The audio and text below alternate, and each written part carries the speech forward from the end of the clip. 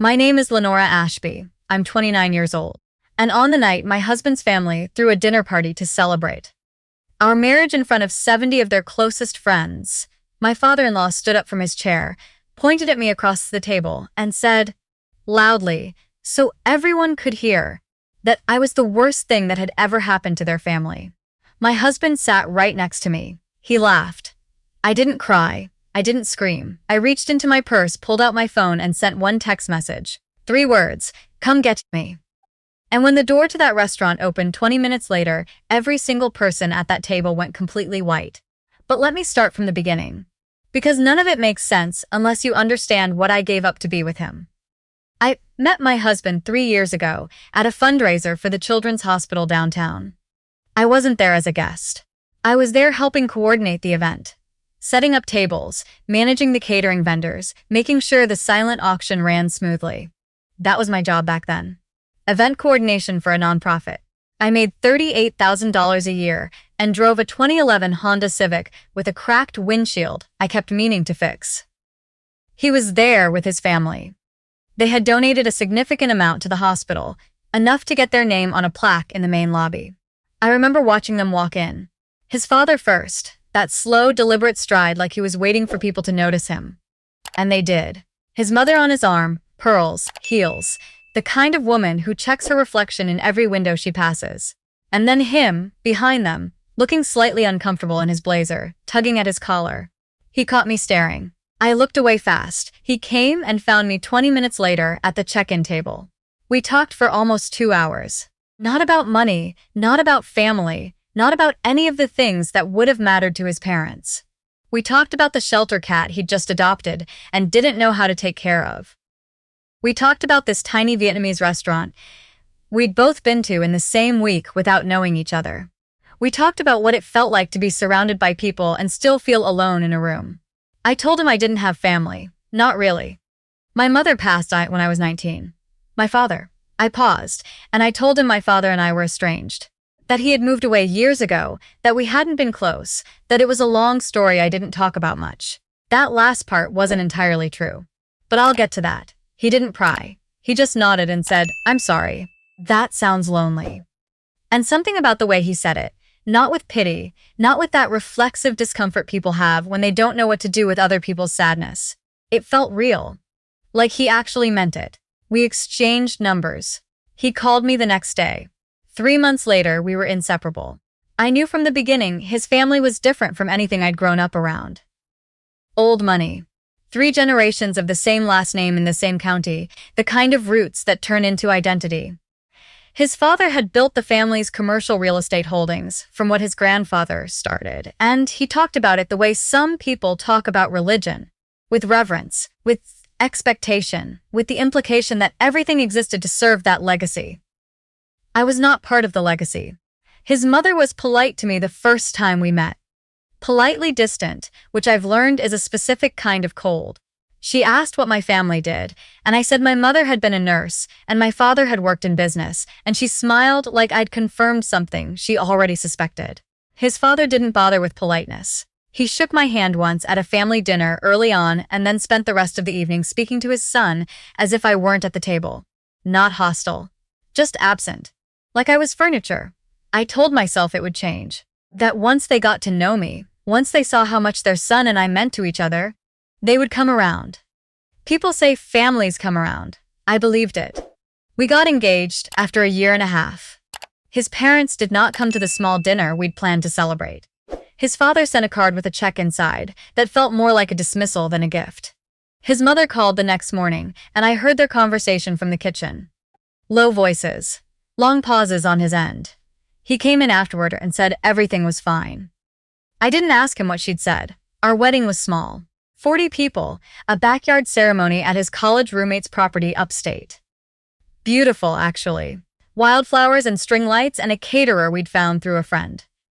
His parents attended but left before the dancing started. His sister made a toast that mentioned me once, in passing, as the woman who caught my brother. I smiled through all of it, because I loved him. I really did, and I kept believing that love was enough. The first year of marriage was when the comments started, small things at the beginning. His mother asking, in front of his sister, whether I'd looked into doing something more professional. His father telling him over the phone I wasn't meant to hear, that he'd made his choice and would have to live with the consequences. His aunt at Christmas mentioning, with a bright smile, that it was so brave of him to marry someone without a background. I want you to understand something. I didn't fight back. Not once. Because I had made a choice, and I was committed to it. And because I knew that if I pushed, his family would become a wall between us, and I didn't want that. I kept the peace, I absorbed it. I told myself it was temporary. But slowly, almost without me noticing, he started to change. It started with silence.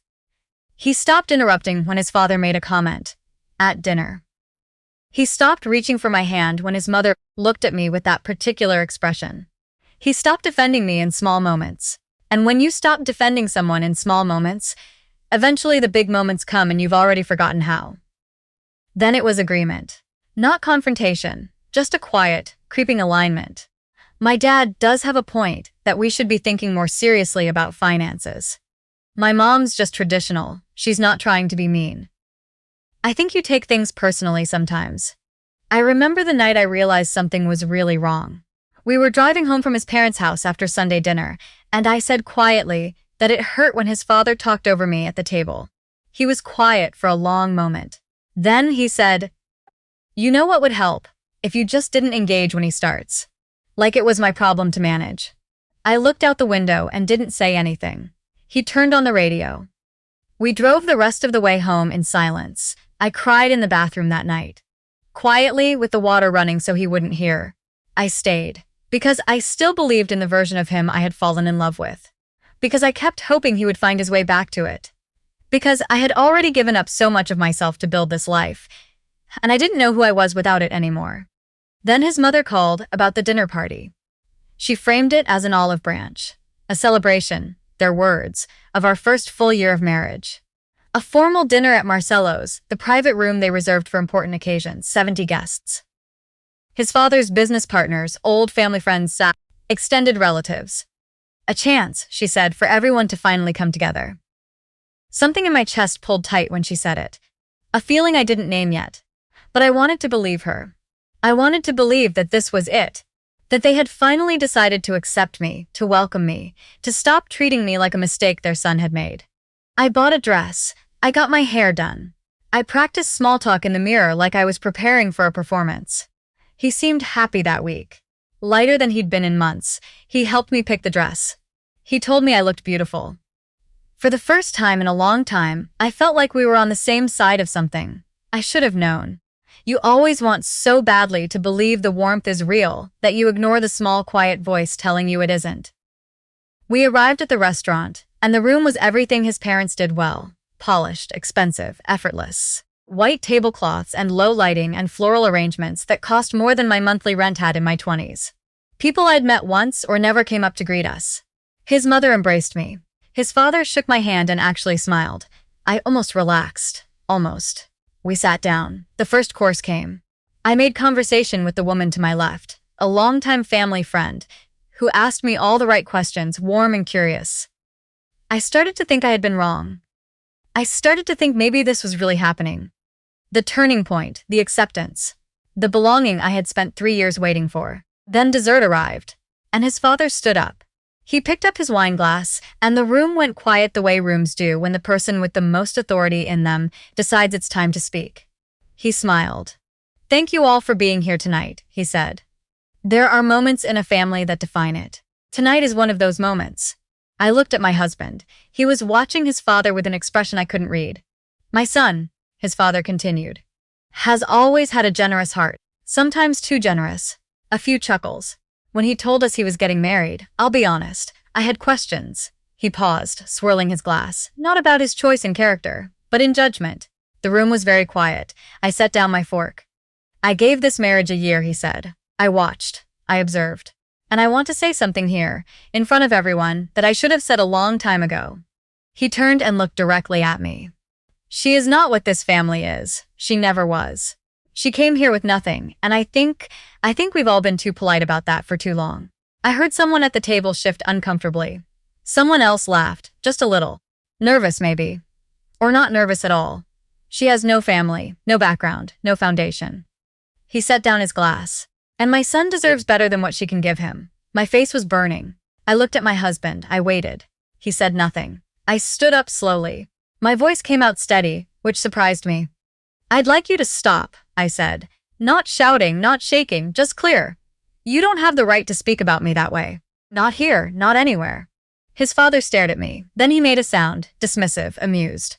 My husband reached out and put a hand on my arm. I thought, for 1/2 a second, that he was going to stand with me. Don't, he said, quietly, but everyone at the table heard it. I looked at him. Don't make a scene, he said. Not tonight. He let go of my arm. He looked away. I have replayed that moment 100 times since. The way he looked away. Like I was an embarrassment he needed to manage. Like 3 years in a marriage and everything I'd given up to be with him had come down to. Don't make a scene. His father laughed again. You see, he said to the table, to no one in particular. She can't even.